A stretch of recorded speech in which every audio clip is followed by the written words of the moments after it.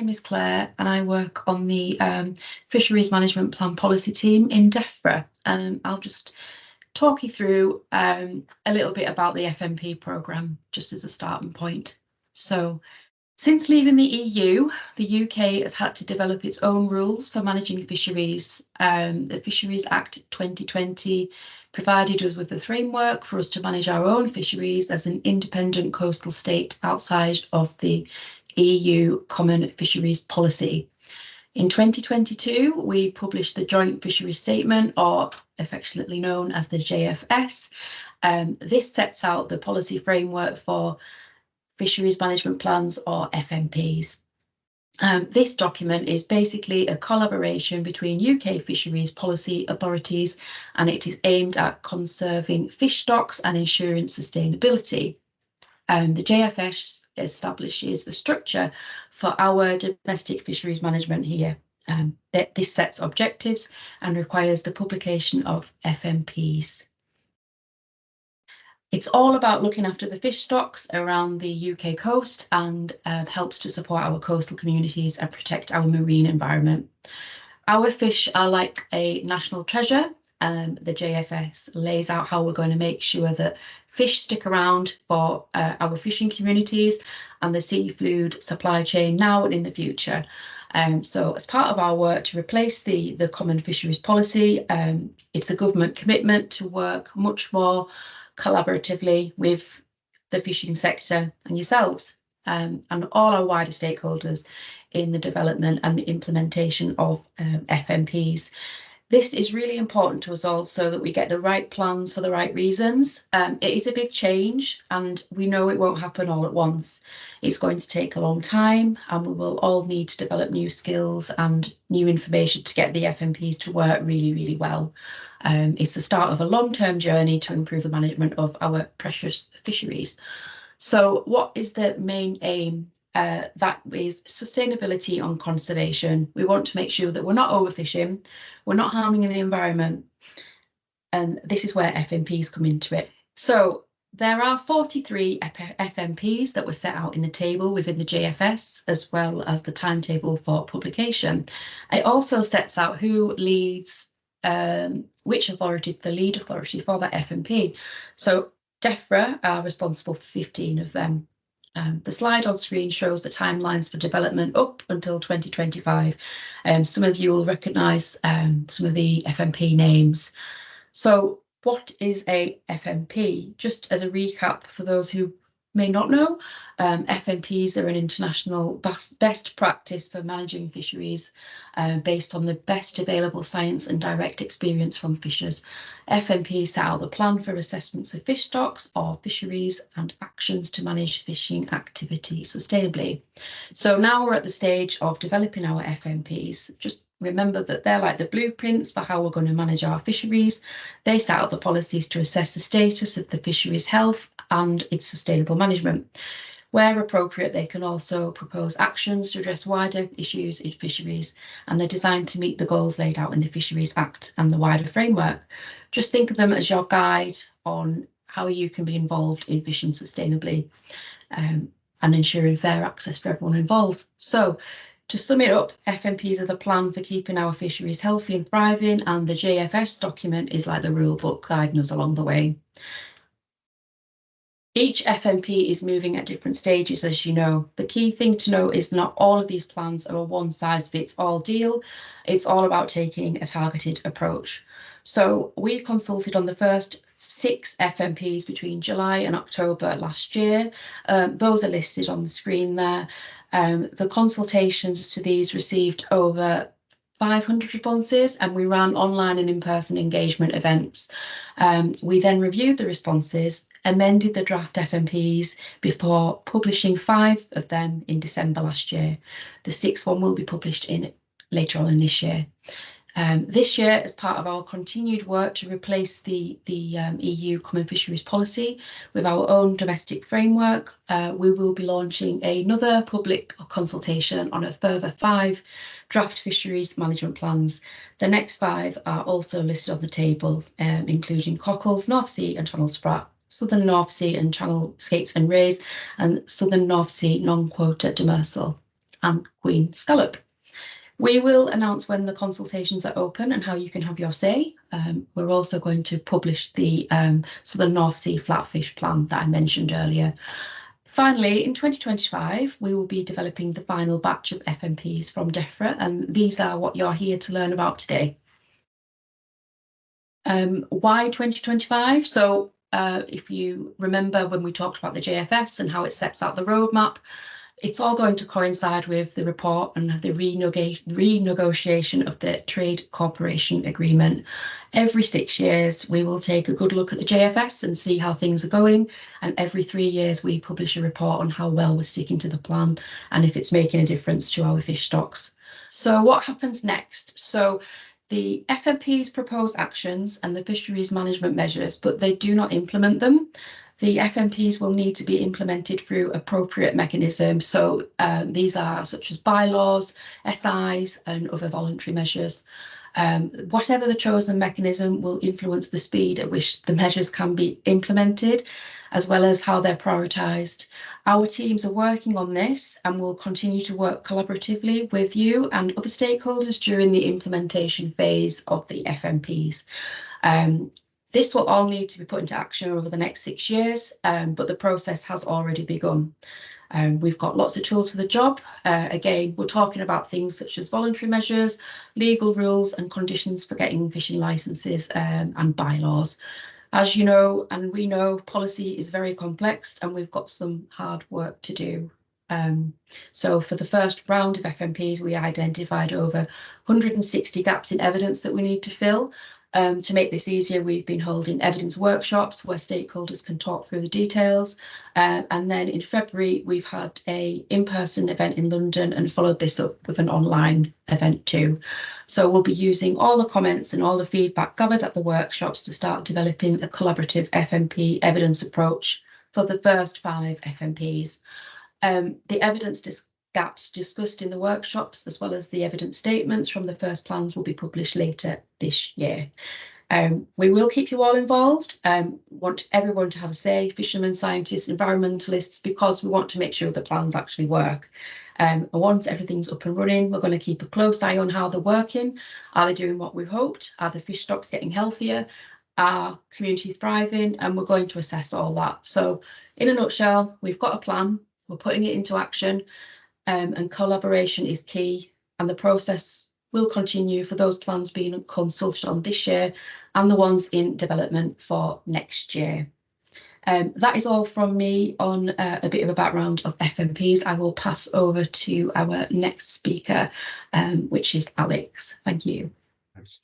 Hi guys, my name is Alex Moody. I'm Principal Fisheries Manager at the Marine Management Organisation, and myself and Gordon, who's on the call, will be covering or leading on the Black Seabream and Wrasses Complex FMP. So a bit of an overview of what the MMO FMPs have delivered so far.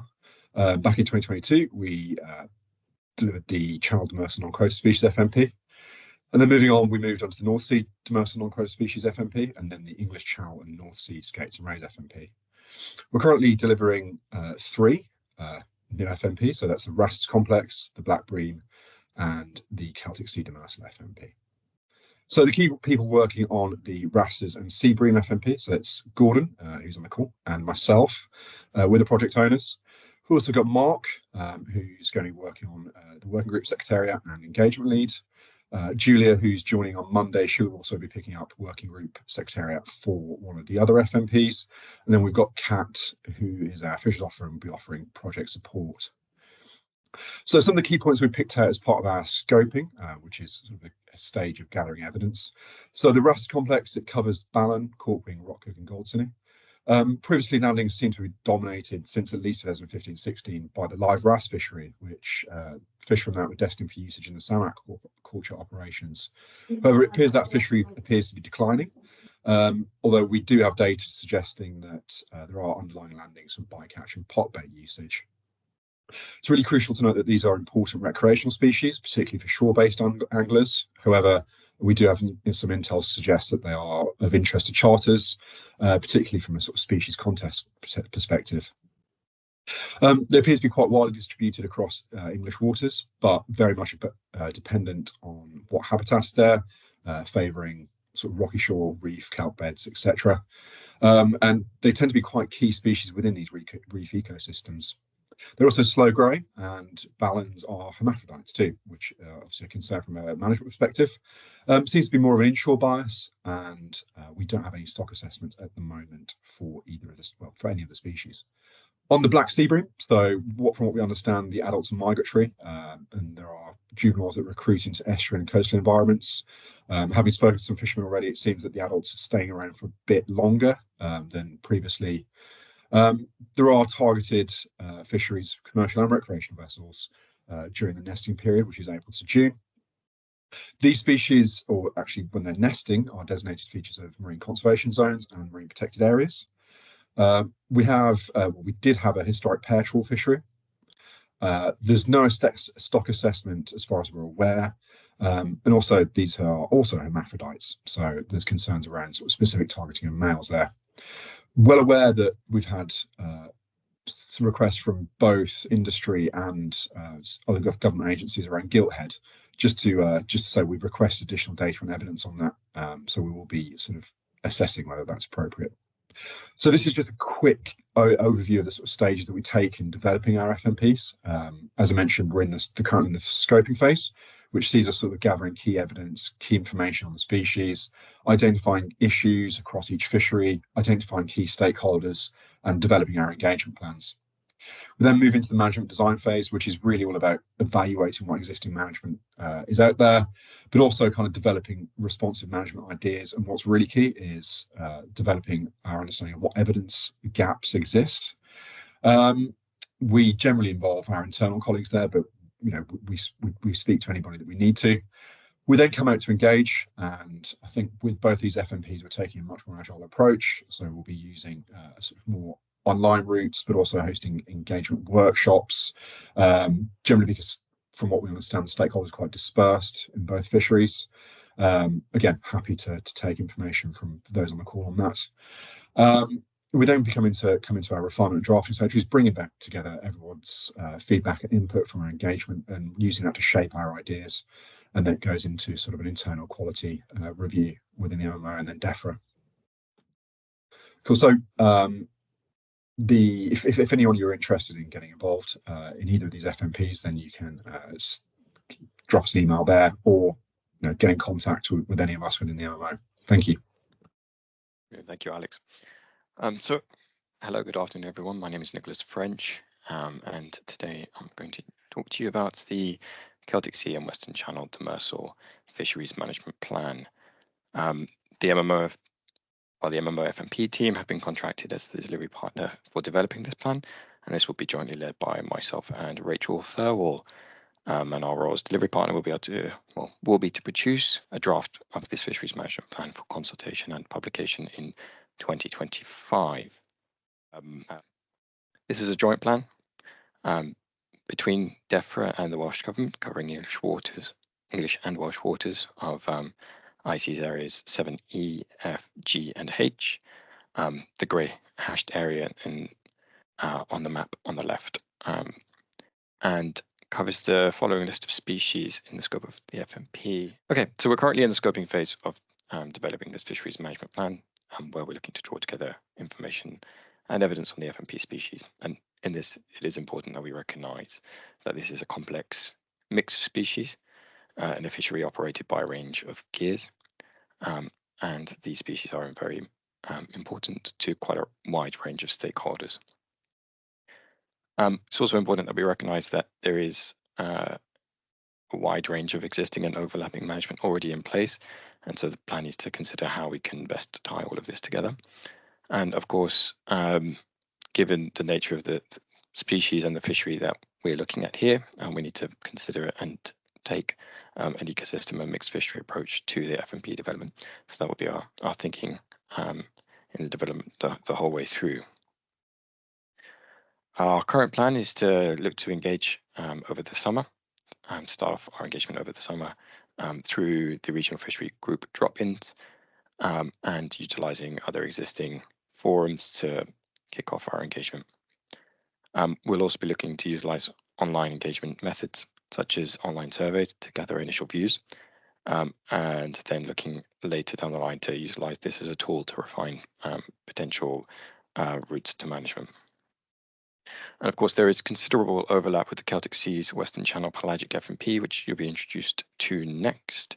So we'll be looking to work closely with that team to minimise stakeholder fatigue, maximise join up and share best practices with them. So if this fisheries management plan is of interest to you, or you wish to be involved in some way, please do get in touch with either or both Rachel and myself through the FMP mailbox listed on the screen. Cool, thank you very much. I'll hand over to Leonie now to talk you through the Celtic Sea and Western Channel pelagic FMP. Thanks, Nick. And hi, my name's Leonie Robinson. I'm a principal evidence specialist in the Marine Management Organisation, and we're leading on aspects of the implementation of the Celtic Sea and Western Channel pelagic FMP, with Defra leading overall as on the delivery of this FMP. So as Nick mentioned, this FMP applies to exactly the same area geographically. And you can see the same map there, covering a number of ICES areas. It's a joint plan, again, between Defra and Welsh Government. The colours on the shore actually also represent the IFCA areas. So to note as well that this covers 4 different IFCA areas in terms of relevance to inshore fisheries management as well. So we'll be working closely with the IFCAs as well in developing these FMPs in this area. This FMP covers some key pelagic stocks. So that's for pilchards, sardines, anchovy, herring, horse mackerel, and greater silver smelt. Now there's support for development of this FMP from Defra's Marine Natural Capital and Ecosystem Assessment Programme, and I'll explain why that's a slightly different approach on the next slide in a minute. Defra's team are leading the FMP overall, but MMO and my team are leading on the comms engagement and partnership working element of this FMP. As well as with the demersal FMP, we already know there's a range of management in place for these stocks. It's a mixture of quota and non-quota stocks, and interests both in terms of smaller scale inshore fisheries as well as offshore, domestic and EU fisheries. So all those factors to consider going forward. So just to clarify that work on this FMP has already started and started earlier to the other 3 FMPs mentioned before. This was due to this supporting resource from the Defra Marine Natural Capital and Ecosystem Assessment Programme. That funding was put in place to allow exploration of how perhaps drawing in some wider evidence and also taking a partnership approach could help to develop an FMP. And the plan here is that by exploring this way of working in this FMP, we can also see whether this would be of use in terms of future development of FMPs going forward. So the aim of this, the approach of the work we're taking to support this FMP is to pilot delivering a more ecosystem approach to development of the FMP and a collaborative approach that looks at partnership working in particular. We're also looking at trying to work as closely as we can with a number of other key FMPs. That, of course, includes the one that Nick just introduced, but also the Irish Sea pelagic FMP and the mackerel FMPs that are being led by Scottish Government. And I just wanted to say a little bit more because we're a bit further ahead on the engagement approach we're taking, in particular the partnership working approach. So we've already started to develop a partnership, and the partnership's purpose is to co-develop the plan, and so to act as a decision-making body on what features in the plan in terms of the goals and objective. In order to develop the partnership, we have done some mapping out of those with an interest in or influence on management of these stocks in these areas. We have already held the first partnership meeting, which was in late March this year, so not that long ago, a few weeks ago. And there'll be a number of additional partnership meetings running between now and the end of this year. We will be looking at iterating and evolving the partnership to make sure that we have balanced representation And so there will be a question that I'd like to ask you in a minute about that. And just to note that partnership working will be complemented by much wider engagement, including online events, port visits, and a number of surveys. You can see the email address that we would like you to contact us on specifically for this FMP, and it is different to the other three. So just to note that down if you're interested in this FMP. Okay, on the next slide, something a bit different here. We actually have some questions to ask about this pelagic FMP in particular, because we're a bit further ahead. There are 3 questions, and you can access those questions either by scanning the QR code on the screen here or by clicking on the link. We would really appreciate it if you could spend a couple of minutes now actually just providing us with some thoughts on those questions.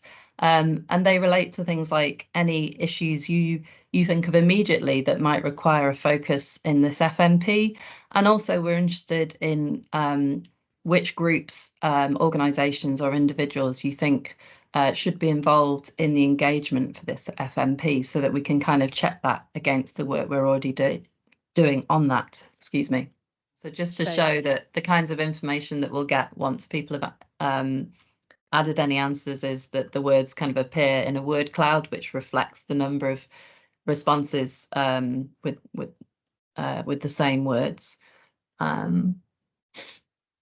So yeah, a couple of answers there already about potential changes to fisheries management. Mitigation of bycatch is something that has been raised through the partnership working already.